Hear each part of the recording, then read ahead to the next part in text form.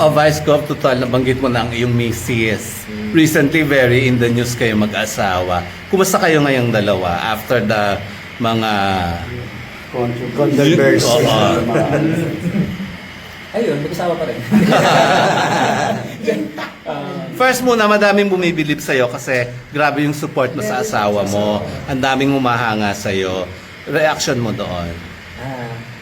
Una, happy Women's Month sa lahat ng mga babae. Yes, So, totoo. napag-uusapan naman yung misis ko. Ano lang talaga ako kasi nakita ko yung paano ito nagsimula yung kanilang concert na halos pinlano nila. Tapos inaalok sa mga producer, walang mag-produce. Tapos parang, sige, tayo na lang. Yes. So nag-usap-usap silang mga girls. Kung sino yung may kaya, nagbakas-bakas hanggang sa eto na, malapit na yung nakapagpa-schedule sila sa Araneta. Yung pala, hindi pala pwedeng walang lisensya. So hanap na naman sila kasi may December na silang schedule sa Araneta.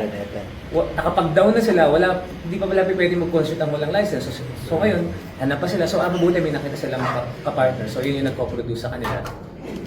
Tapos nakita ko din yung journey na yun na talagang syempre yung iba may mga trabaho na sa ibang bansa. Si Sunshine ay housewife at nag-aalaga ng aming pamilya. Nagsama-sama ulit. No? Tapos hindi naman kasi ako fan ng sex bomb eh. No, syempre lalaki, 'di ba? So parang nung panahon na sex bomb yung kasikatan nila, nag-aaral ako. Nag-aaral ako at hindi ko naman nung naging girlfriend ko naman si Sunshine, hindi na siya sex bomb. So parang alam ko na sobrang sikat sila. Kasi syempre, alam naman na sikat sila nung time na 'yon. Pero 20 years ago, huwag ganun nakatagal. So hindi ko sila nakitang buo. Nakikita ko sila na magkakasama sa mga party, pero hindi sila nabubuo. Tapos, nung nakita ko na nga yung concert, nakita ko actually sa totoo lang, nakita ko yung saya sa asawa ko. Nakita ko kung gaano siya ka-happy.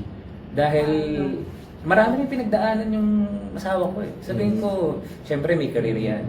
Nung naging asawa ko naman yan, Sunshine Garcia na yan kahit pa paano. May regular show, pero sinacrifice niya lahat yun eh. Katulad din ng mga babaeng katulad ng pangkaraniwang babae na naging nanay, na they have their own career. Tapos iniwan nila yon because of their family. Na kailangan na nilang mag-alaga ng anak nila, kailangan nilang alagaan yung pamilya nila. So yun yung nakita ko sa kanya, and then nakita ko siya na ginagawa niya yung bagay na una niyang minahal bago ako. Yung at yung panganak namin, yun yung unang minahal niya, yung pagsasayaw. At matagal niyang ginawa yun. Kaya nung nakita ko siya, tapos nakita ko yung buong grupo nila, naging fan ako bigla. Kasi sabi ko nga, after habang nagko-concert, kasama ko yung mga anak. Ewan ko kung nakita niyo yung video na yun. Kasama ko ako yung bit-bit ko lahat ng anak ko, nanonood kami lahat. Tapos video ka pa. Video ako, tumatayo ako.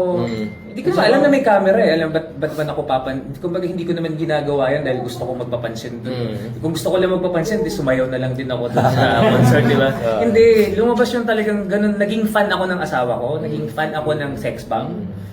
Dahil nakita ko yung pinagdaanan nila, and then napaproud ako sa asawa ko dahil nakita ko yung pinagdaanan niya. Pero ngayon nandun nakikita ko siya sumasayaw kahit medyo majubis. Nandun, di ba? Sexy pa rin naman. Very graceful, saka yung passion niya nandun. So, proud na proud talaga. Kaya ganun ako ka-supportive. At yung round 1 hanggang sa nag-round 2, parang nakikita ko sila, nakipapanood natin, di ba? Di ba, ikaw nanood ka ng concert, napanood ko na yan, okay na yan.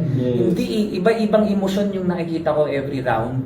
Saka may nadadagdag lang. May nadadagdag.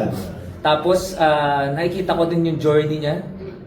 Talagang, siyempre, naranasan niyang mabash dahil madjubis nga siya nung unang round 1. Tapos, di ba, pero hindi siya na-pressure. Kasi sabi ko nga, mas maganda na yung kung ano yung normal mo, 'di ba? Huwag mong pressure yung sarili mo, nagutumin mo yung sarili mo para lang i-impress yung mga alam mo, sa totoo lang, yung makita kang sumasayaw, kasi maganda nang makita yun na maraming natutuwa sa iyo dahil ganyan naman talagang nanay, ganyan naman talagang babae, 'di ba? So, yun yung normal na babae na pero ngayon, 'di ba? Pero yung pinaka-importante, yung talent niya nandun pa rin naman. Magaling pa rin naman talaga, napahanga talaga ako. Nagtatrabaho lang naman siya. Yes, diba? so saka ginagawa niya yung mahal niyang gawin. Kaya sobrang supportive ako.